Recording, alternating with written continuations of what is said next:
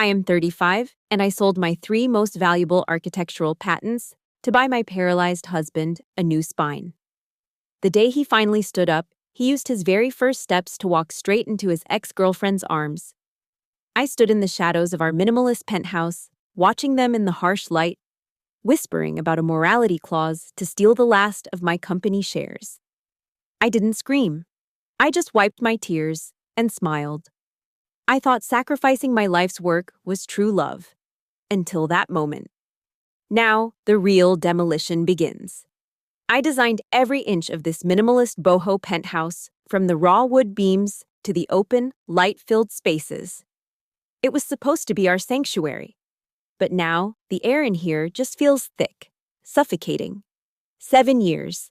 7 years of drafting until my fingers cramped, pitching to clients, and pouring my entire soul into building our architecture firm from nothing. Julian and I were supposed to be the perfect team. I was the lead architect, creating the vision, and he was the CEO, bringing it to the world. When the accident happened, the doctors said his spine was hopelessly shattered. They told me he would be paralyzed for the rest of his life. Not unless we opted for a highly experimental, astronomically expensive nerve regeneration surgery. We simply didn't have that kind of liquid cash. The firm's money was tied up in projects. So, I made a choice. I sold my 3 exclusive architectural patents. They were my masterpieces, my legacy. But I sold them all, without a second thought, just to buy him a chance to stand again. His mother sat on our custom linen sofa, casually sipping her chamomile tea. She didn't look at me with an ounce of pity or gratitude. "It is your duty as his wife, Elena," she said, her voice sharp, cutting through the quiet room. "Those patents mean nothing if Julian is stuck in a wheelchair forever. You did what anyone would obviously do." My hands gripped the edge of the marble kitchen island, my knuckles turning completely white. The cold stones seeped into my skin. I didn't argue with her. I just nodded, swallowing the bitter taste in my mouth. But the real chill, the one that freezes your blood, didn't hit me until Julian finally woke up. I stood by his hospital bed for 3 days, barely sleeping, watching the monitors, praying for his legs to twitch. When he finally opened his eyes, they were clear and focused. But he looked right past me. He didn't ask how I was. He didn't say thank you. Then, the door opened. The heavy, sweet scent of an expensive perfume completely overpowered the sterile hospital smell. It was Chloe, his college ex-girlfriend. She runs a rival interior design firm now. But lately, she'd been hovering around our company, pretending to be a concerned business partner. I knew she was just fishing for our client lists and studying my proprietary designs. She walked right up to his bed, her heels clicking loudly, confidently. "Julian, I was so worried about you," she whispered, her voice dripping with honey. She reached out and took his hand. He didn't pull away. He looked at her, and his pale face completely softened. A faint, gentle smile touched his lips. People might wonder why a man, just saved from a life of total paralysis by his wife's ultimate sacrifice, could be so instantly cold. So completely ungrateful. I stood there, frozen, the lukewarm coffee in my hand suddenly feeling like ice. I realized then that this wasn't just a simple affair. It was something much darker. When a man is pulled back from the absolute brink of death, you expect profound gratitude. But sometimes, a twisted part of the human brain activates instead. It is a survivor's entitlement. Julian didn't feel indebted to me. Surviving made him feel invincible, like a chosen one. He convinced himself that his second chance at walking was simply too precious to be wasted on duty, on morals, or on the 35-year-old wife who bought those legs for him. His primal greed woke up. He wanted to live brilliantly, recklessly, for his own passions. And Chloe was right there, offering an escape. Obligation was just dead weight to him now. This wasn't just cheating. It was the complete, toxic corruption of a man who decided his own desires were greater than the right to be human. "Don't worry about the firm, Julian," Chloe cooed, leaning in dangerously close, brushing a strand of hair from his forehead. "I'll help you handle everything. The new layouts, the clients. I've got it all covered." Julian held her gaze, his voice softer than I had heard it in years. "Thank you, Chloe," he murmured. "I know I can count on you." I watched them. My husband, using the very spine I had purchased for him to lean toward another woman, actively letting her infiltrate my company. I didn't scream. I didn't throw my coffee. I just quietly stepped back, letting the hospital door close slightly. The air in the room was toxic. I needed to breathe, and more importantly, I needed to plan. I drove back to the penthouse in total silence. The city lights blurred past the windshield, a wash of meaningless color. When I walked through the front door, the stillness of the empty apartment hit me. I didn't turn on the lights. I walked straight into my home office, shut the heavy oak door, and turned the brass lock. The click echoed in the dark room. I stood in the center of the space I had designed, surrounded by my drafting tables and material swatches. My chest was tight, my breathing shallow, sharp. I wanted to pick up the heavy desk lamp and hurl it against the floor-to-ceiling window. I wanted to scream until my throat bled, but I didn't. I walked over to my desk, sat down in my leather chair, and gripped the edge of the wood until my fingers went completely numb. He didn't just break my heart. He was systematically dismantling my life. I opened my laptop. My hands were trembling so badly I mistyped my own password twice. When the screen finally unlocked, I didn't open my personal files or our wedding album. I opened the firm's shared network drive. I pulled up our founding contracts, the corporate bylaws, and our active client ledgers. I started to read, not as his devoted wife, but as the lead architect. I traced the digital paper trail line by line. I noticed the subtle, insidious changes in the recent project assignments. Key high-paying clients were being stalled. Designs were being deliberately delayed. And there, buried deep in the archived email logs, were forwarded messages to an external address, Chloe's address. They weren't just plotting a romantic life together, they were actively siphoning off my clients, my blueprints, the very lifeblood of the firm I built from nothing. I stared at the glowing screen. 7 years. I gave him 7 years of my youth, endless, sleepless nights, and the 3 exclusive architectural patents that were supposed to be my legacy. Any normal woman would look at that massive sacrifice and break down. Society tells us to hold on, to scream, to demand our love and our dignity back because we have already paid too high a price. It is the sunk cost fallacy. You pour so much of your soul into a rotting foundation that you convince yourself you have to stay in the burning house just because you bought the bricks. But looking at those stolen client lists, something inside me just clicked into place. The temperature in my blood dropped. I am an architect. When I find a structural flaw in a building's core, I don't cry over the concrete we already poured. I don't negotiate with the rot. I tear it down before the roof collapses on my head. This marriage was a failed project. Crying over him now, fighting for his affection, would just be throwing good capital after bad. I closed the email logs and opened a secure, encrypted folder on my hard drive. I shifted. I was no longer the heartbroken, betrayed wife. I became the liquidator. If they wanted to steal my company, I needed to know exactly how they planned to do it. I started downloading everything: bank statements, contract addendums, Julian's digital signatures. I scoured the documents. Then, I saw it.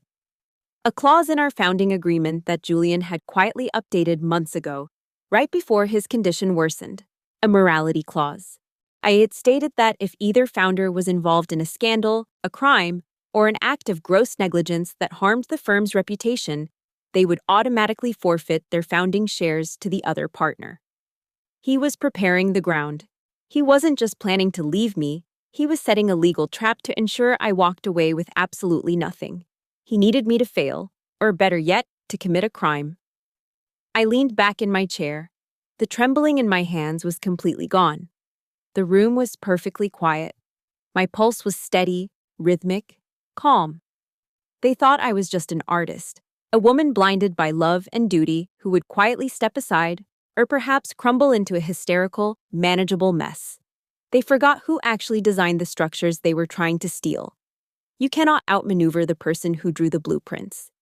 Every flawed detail on a canvas must be mercilessly erased. Julian and Chloe were flawed details. I picked up my drafting pen, opened a fresh, blank notebook, and wrote down a single name at the top of the page: Chloe. They wanted to play a game of corporate theft and medical sabotage. Fine. I will draw them a labyrinth, and I will lock the doors from the outside. I prepared his medication at exactly 8 o'clock every single morning. The nerve regeneration vials were tiny, fragile, requiring an incredibly steady hand to draw the exact dosage into the syringe. My mother-in-law would stand in the kitchen doorway, her arms crossed, watching my every move with cold, assessing eyes. "Make sure there are no air bubbles, Elena," she would say, her tone sharp. "He needs this to be perfect." I would just nod, keeping my eyes focused entirely on the needle, and calmly reply, "I know." My hands never trembled. The glass vial felt like ice against my skin. I would walk into the master bedroom, smile softly, and administer the shot. Julian would look away, sighing deeply, as if my mere presence was a burden he simply had to endure. Then came the afternoons. Chloe started visiting almost every day. She would stroll into our minimalist penthouse like she had already bought it, tossing her designer coat over my woven boho chairs. "Elena, darling, you look absolutely exhausted," she would say, pouring herself a glass of our expensive wine. "You really should let me handle the firm's big client meetings. You clearly need a nap." I would quietly pick up her coat, fold it neatly, and offer her a coaster. "Thank you, Chloe," I would murmur, in keeping my voice flat and dry. "You are too kind." They absolutely reveled in my submission. Julian and Chloe thought they had successfully broken my spirit. They saw a tired, defeated woman who had traded her life's work to save her paralyzed husband, only to be reduced to a live-in nurse. Their whispers grew louder. Their careless mistakes became much more frequent. They were so blinded by their own arrogance that they didn't even bother to close his laptop screen anymore. Many people would ask, why didn't I call the building security? Why didn't I just scream and throw her out? As his legal wife and the co-founder of our firm, I had the absolute power to ban Chloe from my home. I could have packed my bags, walked out that door, and let his family deal with the mess. If this were the Elena from 7 years ago, I would have done exactly that. But if I screamed and kicked her out, I would just be painted as the hysterical, jealous wife. More importantly, if I slammed that door shut, they would immediately retreat into the shadows. I would never find out where the firm's money was going or what trap they were setting to force me out of my own company. To catch rats, you do not smash the rice jar. You leave a small crack open and you set a trap. My quiet submission, my gentle smiles, and my submissive silence. It was all a calculated lullaby. I turned myself into a fading shadow in their eyes, and from that dark corner, I could watch every single move they made. Patience is not weakness.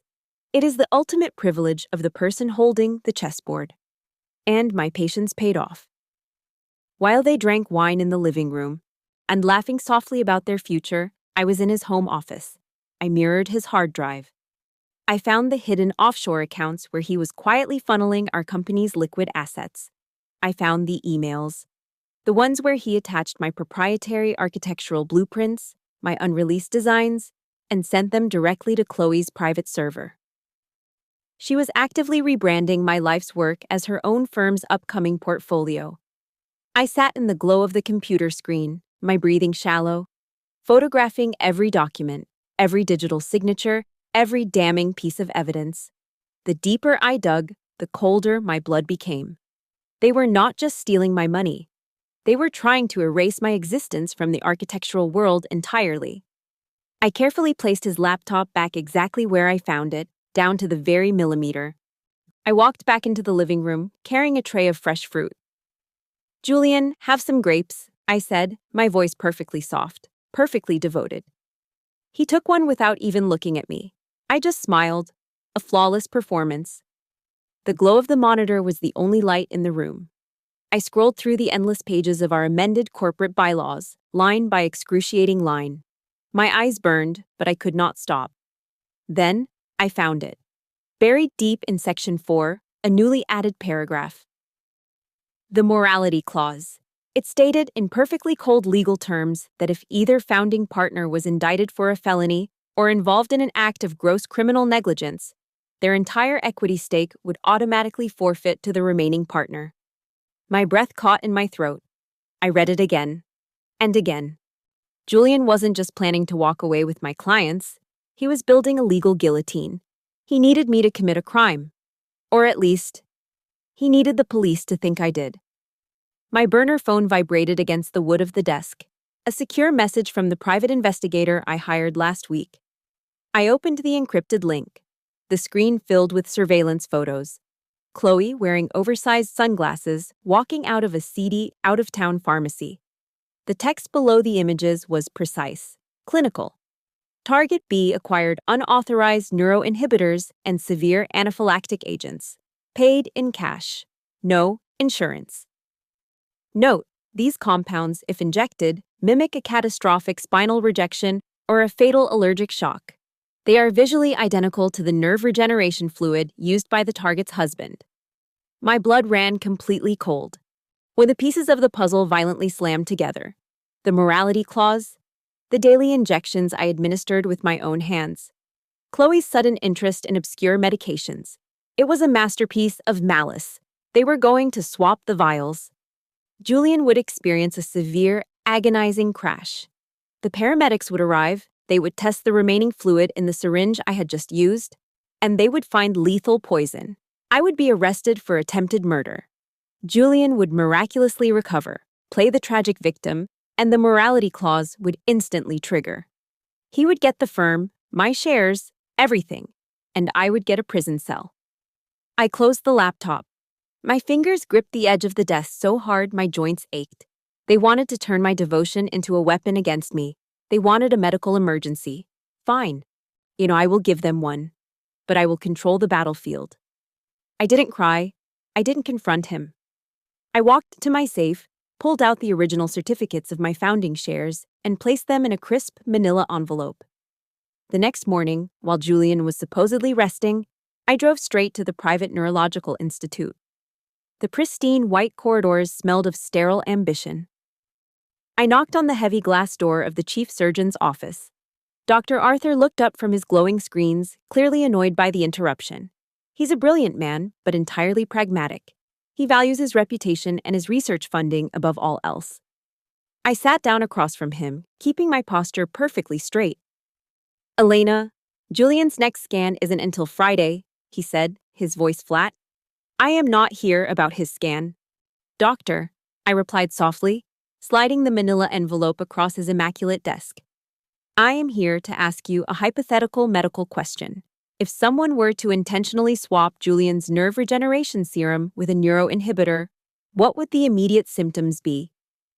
Dr. Arthur froze, his eyes narrowed, darting from my face to the envelope. "That would cause catastrophic respiratory failure and paralysis?" "It would be attempted murder. What exactly are you implying, Elena?" "I am implying that my husband and his mistress are planning to stage that exact scenario. And frame me for it," I said, my voice eerily calm. I tapped the envelope. Inside is proof of his offshore accounts, his intent to steal my company, and a notarized pledge. I am prepared to transfer the financial yield of my founding shares directly into your institute's neurological research fund. An incredibly generous, completely legal donation. He stared at the documents, his pupils dilating slightly at the sheer amount of money listed on the pledge. "I am not asking you to break your oath, doctor," I continued. "I am asking you to enforce it.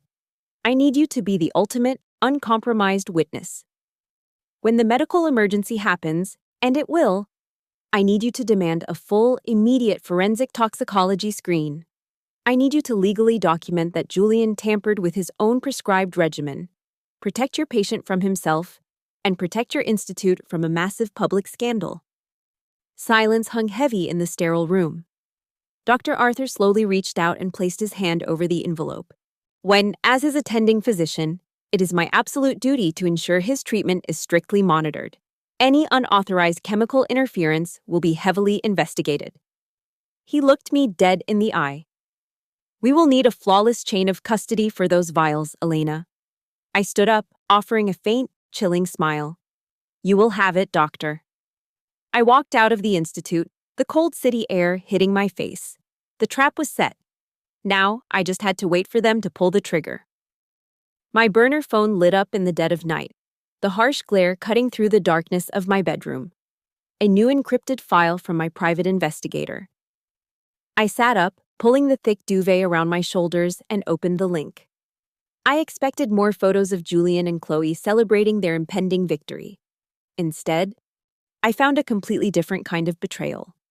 The first document was a comprehensive financial background check on Chloe's design firm. It was a hollow shell. She wasn't a successful rival architect. She was drowning in massive, unpayable debt. She had taken out aggressive loans from private lenders to fund a lavish lifestyle she could no longer afford. The numbers on the screen were staggering. She was cornered, desperate, and desperate people do not share power. The next file was an intercepted audio log from a covert recording device.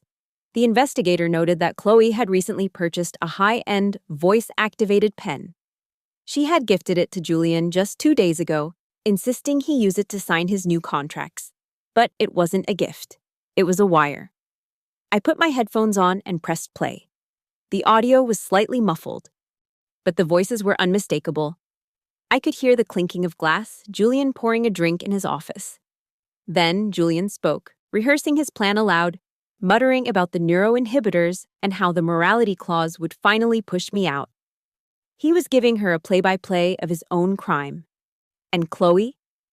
Chloe was capturing every single word of it on a private cloud server. She was not his loyal partner in crime. She was building an insurance policy. Once Julian successfully framed me and took full control of my firm, she was going to use this recording to blackmail him. She would drain the company dry to pay off her own debts, holding the threat of prison over his head for the rest of his life. I took off the headphones. The silence in the penthouse felt incredibly heavy. I walked over to the floor-to-ceiling window, looking down at the sleeping city. When traitors shake hands, greed is the knife they inevitably point at their own backs. Julian thought he was using her to destroy me, but she was simply using him as a temporary host. They were perfectly matched in their toxicity, but Chloe made one fatal miscalculation. She assumed she had time. I did not go back to sleep. I opened my personal secured accounts. Over the last 7 years, I'd quietly invested a portion of my design bonuses into private offshore funds, entirely separate from the firm's capital. It was my safety net. The money was untraceable to Julian.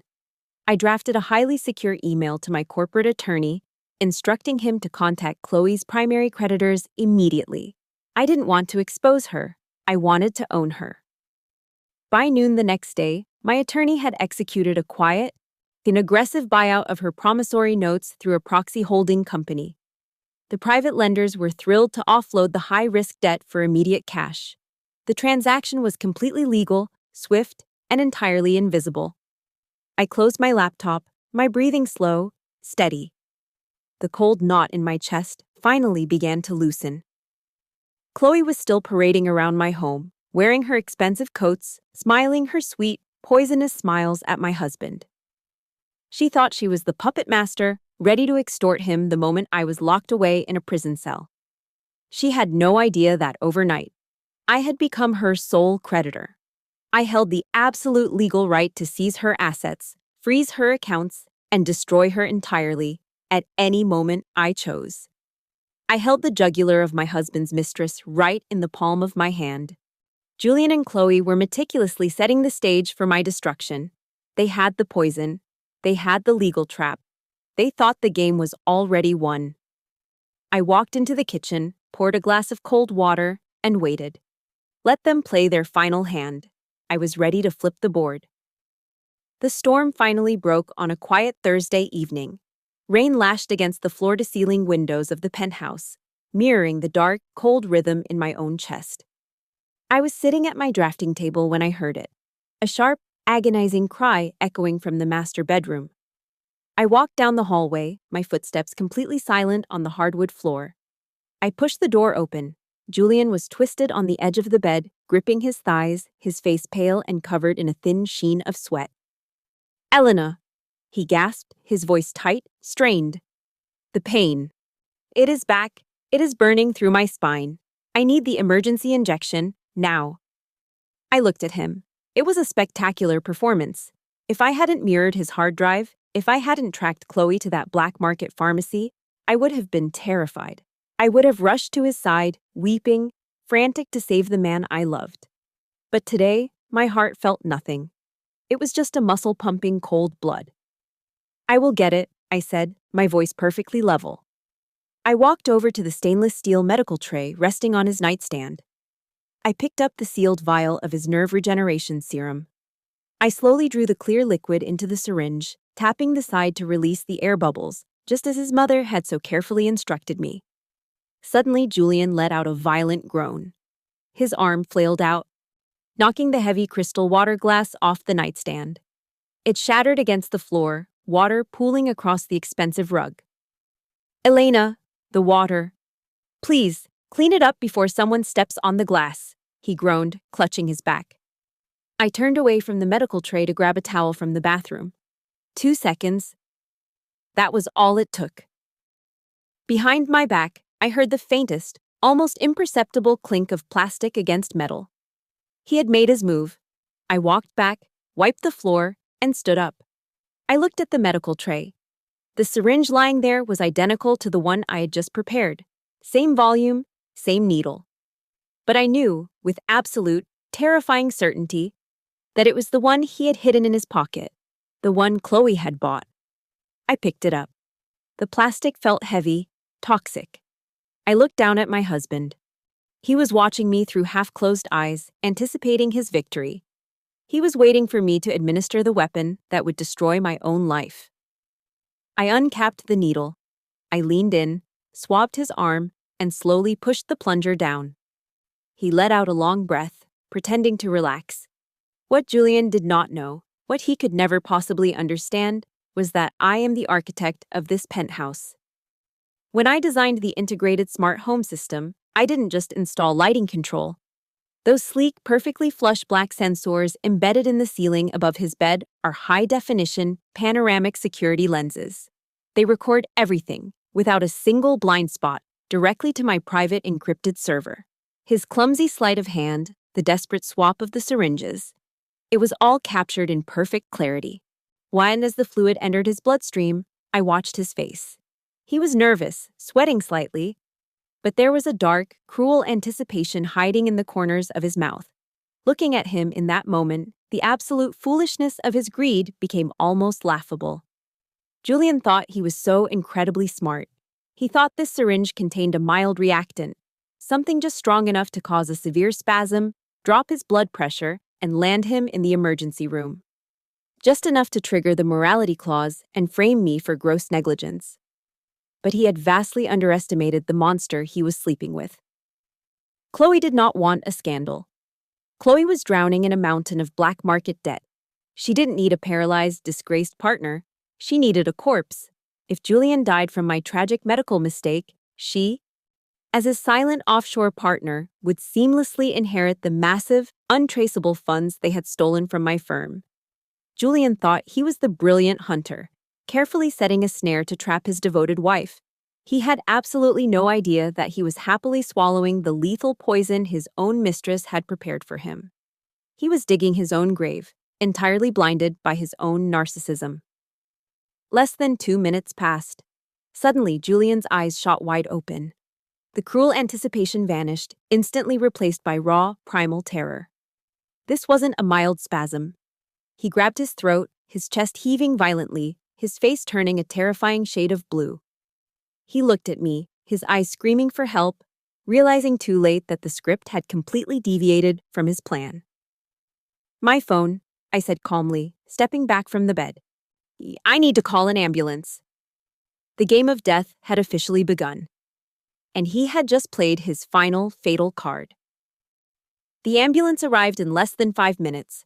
The paramedics worked frantically, stabilizing his airway, rushing him down the elevator and into the waiting vehicle. I sat in the back, watching the neon city lights flash over Julian's ashen face. His eyes were wide, darting erratically, trapped in a nightmare of his own making. I did not hold his hand.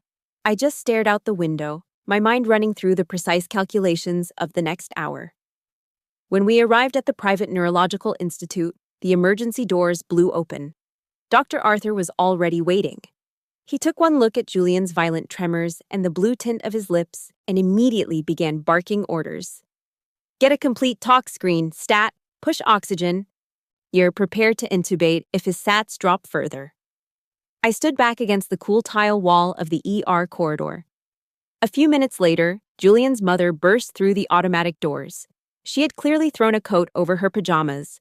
When she saw me, her eyes filled with frantic accusation. Elena, what happened? He was doing so well. What did you do to him? Before I could even answer, another pair of heels clicked rapidly down the hallway. Chloe. She rushed in, breathless, her face a mask of perfectly practiced concern. I heard the sirens. Julian's mother called me. Oh my God, Elena, what is going on? She looked at me, a sharp, triumphant glint hidden deep in her perfectly manicured eyes. She thought the plan had worked flawlessly. She thought she was staring at a woman about to be led away in handcuffs. Doctor. Arthur emerged from the trauma bay. His face was entirely unreadable. He is stabilized for now, but his neuroreceptors are experiencing a massive, unauthorized chemical blockage. We found traces of a severe neuroinhibitor in his blood work. He looked directly at me. Elena, did you administer his nightly injection? Yes, doctor, just as you prescribed, I said, my voice clear and steady. Then how do you explain this? Julian's voice rasped from the open door of the trauma bay. He was propped up on the bed, weak but conscious. He pointed a trembling finger straight at my face. She did it. She gave me the wrong medication. She wants to kill me to take full control of the firm. The corridor fell dead silent. His mother gasped, covering her mouth in horror, staring at me as if I were a monster. Chloe immediately rushed to Julian's side, placing a comforting hand on his shoulder. Julian, try not to speak. The police will handle this, she whispered, loudly enough for everyone to hear. I stood there, perfectly still. I was entirely isolated. A circle of accusers and a silent doctor. Any other woman would have panicked, screamed, or begged for them to believe her. I looked at Julian. His chest was still heaving from the poison, but his eyes were filled with a vicious, absolute victory. He thought he had successfully triggered the morality clause. He thought he had finally won. Are you absolutely sure, Julian? I asked, my voice dropping an octave, completely devoid of fear. Are you sure you want to make this accusation right here, in front of your mother, your doctor, and your business partner? You tried to kill me. Elena, he shouted, his voice cracking. I want her arrested right now. I didn't blink. I simply reached into my designer bag and pulled out my tablet. I didn't say a word. I just tapped the screen and turned it toward the room. I didn't say a single word at first. Julian's mother was weeping, clutching his arm, glaring at me as if I were a murderer. Chloe took a step closer to the bed, playing the perfect, horrified friend. How could you, Elena? She whispered, her voice shaking just the right amount. He gave you everything. I looked at her. Then I looked at Julian. His chest was still rising and falling heavily from the shock of the poison, but a dark, arrogant smirk was permanently etched into his pale face. He was waiting for my breakdown. He was waiting for me to scream, to beg for someone to believe me, one to completely fall apart. Instead, I simply reached into my bag and pulled out my tablet. Dr. Arthur, I said, my voice completely flat, echoing off the sterile walls of the trauma bay. I believe you need to see this for his medical file. I turned the screen toward the doctor and hit play. The high-definition footage from our penthouse security system filled the screen. It showed the master bedroom in perfect, unblinking clarity. It showed me preparing the syringe. It showed Julian intentionally knocking over the water glass. And then, the camera zoomed in. The footage captured his hand, slipping the real syringe under his pillow and pulling the identical, poisoned vial from his own pocket. The room went completely dead. The only sound was the steady, rhythmic beeping of the heart monitor. Julian's mother stopped crying mid-sob. Yoshi stared at the screen, her mouth hanging open in absolute shock. Julian's face turned the color of ash. No. He choked out, his voice cracking, panic flooding his eyes. That is altered. It is fake. It is directly linked to the central security server, Julian, I replied, not breaking eye contact. Time-stamped, encrypted, and completely unalterable. I turned to the doctor. I believe your toxicology report will confirm that he injected himself with a severe neuroinhibitor. An act of intentional self-harm. Or perhaps an act of gross criminal negligence designed to frame a founding partner. Julian couldn't breathe. The trap he had spent months building had just snapped shut on his own neck. Chloe took a slow, terrified step backward toward the sliding glass door. This is insane, she stammered, her hands shaking. I had nothing to do with this. I should go. Sit down, Chloe, I commanded, my voice slicing through the room like a blade. She froze. I opened my bag and pulled out a thick, heavy stack of legal documents. I threw them onto the stainless steel table at the foot of the bed. They landed with a heavy, final thud. You are not going anywhere, I said, walking slowly toward her. Do you know what these are? She stared at the papers, her eyes widening in pure terror as she recognized the letterhead of her private black market lenders. I bought your debt, Chloe. Every single penny of your massive, unpayable loans. I own all of it.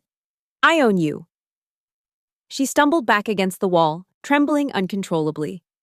You wanted to steal my clients, steal my company, and wait for Julian to frame me so you could blackmail him with your little recording pen, didn't you? Chloe looked at Julian, then at the crushing mountain of debt resting on the table. Her survival instinct kicked in. She broke. He made me do it, she screamed, pointing a shaking finger at Julian, tears ruining her perfect makeup. He told me to buy the poison. He said he wanted to trigger the morality clause to take your shares. It was his plan, Elena. All of it. Julian let out a desperate, animalistic gasp. His own partner in crime was tearing him apart to save herself. When traitors are cornered, they always eat each other. Just then, the heavy doors of the trauma bay swung open. 2 uniformed police officers walked in, flanked by hospital security. Dr. Arthur had kept his word, while he had already called them to report the tampering of medical supplies. Officers, I said, my voice completely composed. We have a recorded confession of fraud, theft of corporate assets, and criminal conspiracy. And an attempted framing using a lethal medical compound. The officers moved toward the bed. Julian tried to scramble back, but he was too weak. Elena, please, he begged, tears finally spilling down his cheeks, his pride completely shattered. Please, I am your husband. I stood at the foot of his bed, looking down at the broken, pathetic man who had tried to erase my existence. You are my husband, I said calmly, and you were the CEO of my firm. But according to the morality clause you so carefully drafted, an act of gross criminal negligence instantly forfeits your founding shares. I leaned in slightly, making sure he heard every single word. You don't own the firm anymore, Julian. You don't own anything. You are just a flawed detail. And I am cutting you out. The fallout was swift and absolute. The police arrested Chloe right there in the trauma bay. She didn't even try to fight it. Faced with the mountain of evidence, the audio logs, and the undeniable reality of her black market debts, she confessed to everything. She detailed the corporate espionage, the extortion plot, and the purchase of the neuroinhibitors. She even offered to testify against Julian in exchange for a lighter sentence. Julian was formally charged as soon as his condition stabilized. His mother, the woman who had watched me meticulously prepare his medication every morning, who had told me it was my obvious duty to sell my life's work. Now she simply packed her designer bags and left the city. She didn't look at me once. She didn't even say goodbye to her son. The legal proceedings for our divorce and the corporate dissolution moved with ruthless efficiency. Because the morality clause had been triggered by his own criminal indictment, the transfer of his founding shares was automatic. I didn't have to fight him for the company. He simply handed it back to me, complete with a signed confession to avoid a drawn-out, highly publicized trial. He lost his freedom, his reputation, and the very firm he had tried so hard to steal. Due to the massive neuroinhibitor shock, the nerve regeneration in his spine completely failed. The doctors confirmed the damage was irreversible. He would spend the rest of his life exactly where he started. Paralyzed, alone, or locked in a prison cell. A few weeks later, I sat in my quiet office, finalizing the paperwork to officially rebrand the firm solely under my name. Many people have asked me, how did I manage to keep my founding shares? How did I maintain control of my company when I had practically handed the ownership papers over to Dr. Arthur in that manila envelope? The truth is, in the world of adults, no transaction is ever absolute until the ink is dry and the dust settles. The notarized pledge I gave him was very real, but it came with an unspoken, implicit condition of time. When the catastrophe hit the ER and the police officially launched a criminal investigation into medical tampering, every single asset connected to Julian and me was temporarily frozen for review. Dr. Arthur is a brilliant, highly pragmatic man. He understood instantly that accepting a massive, multi-million-dollar donation from a patient's family right before a major criminal scandal broke, it would utterly destroy his medical reputation. It would taint his research institute forever. He didn't want the money if it came stained with a police investigation. The very next morning, before the police even filed the initial paperwork, I received a thick, unmarked envelope in the mail. Inside was my notarized pledge, torn cleanly in half. There was no note. Dr. Arthur had chosen to protect his pristine reputation and maintain his position as an uncompromised, neutral medical witness. And in doing so, he quietly handed me back my final lifeline. It was a perfectly executed game of chess, where we both took one step back just to ensure we both won. The morning sun cuts sharply through the floor-to-ceiling glass of my new office. It casts stark, high-contrast shadows across my drafting tables, dividing the room into perfect, clean geometry. It is quiet here, perfectly still. I trace the edge of my new desk, feeling the smooth, cold surface of the wood. The brass plate on the door outside does not have Julian's name on it anymore. It only has mine. I lost 7 years of my life to a beautifully designed illusion. I sold my 3 most valuable architectural patents, the literal blueprints of my youth, to buy a spine for a man who used it to walk away from me. For a long time, society would expect me to mourn that massive loss. They expect you to sit in the ruins of your marriage, weeping over the expensive bricks you paid for. Then they want you to scream at the woman who took your place, to fight for a broken man just to prove you were worthy of his love. But I didn't cry. I didn't beg. I just looked at the structural integrity of my life, and I realized the foundation was completely rotten. So I tore it down. There is a fundamental truth about creation that thieves like Julian and Chloe will never understand. People can steal your sketches, they can steal your client lists, your funds, and even the credit for your hardest work. They can lock you out of the very rooms you built with your own hands, but they can never, ever steal the mind that drafted those lines, the intellect, the vision, the quiet resilience. Those things do not exist on paper, they exist in your bones. Julian thought he was taking everything from me. He forgot that I am an architect. I know exactly how to rebuild from absolute nothing. My new firm is built on a very different kind of foundation. There are no blind trusts here, no hidden clauses designed to trap me in the dark. The foundation is made of absolute independence and cold, sharp logic. I don't design sanctuaries anymore. I design fortresses. And in a fortress, every betrayal you survive isn't a structural collapse. It is just the heavy rubble you use to pave the road to your front door. I look at my reflection in the high-contrast glass. The woman staring back at me does not look tired. Her eyes are clear, steady, calculating. I am not a victim. I am the sole owner of my own existence. I know there are so many women out there right now, sitting in their own burning houses. You are holding on to a toxic marriage, a draining relationship, or a completely broken partnership, simply because you have already sacrificed so much for it. You think about the years you spent, the money you poured in, the tears you shed, and you convince yourself you have to stay. You are trapped by your own sunk costs. You let the fear of losing your past investments rob you of your future. But you need to hear this. Your past sacrifices are not chains. They are lessons. Do not let the fear of losing what you built keep you tied to a foundation that is actively sinking into the mud. When a structure is failing, you do not negotiate with the rot. You take a sledgehammer to the walls. If you are listening to this and you feel the ground giving way beneath your feet, share this story. Send it to someone who needs to wake up. Send it to the woman who is afraid to pack her bags because she thinks she has nothing left. Tell her she still has her mind. Tell her she can always draft a new blueprint. The demolition is frightening, yes, but the rebuild is absolutely glorious.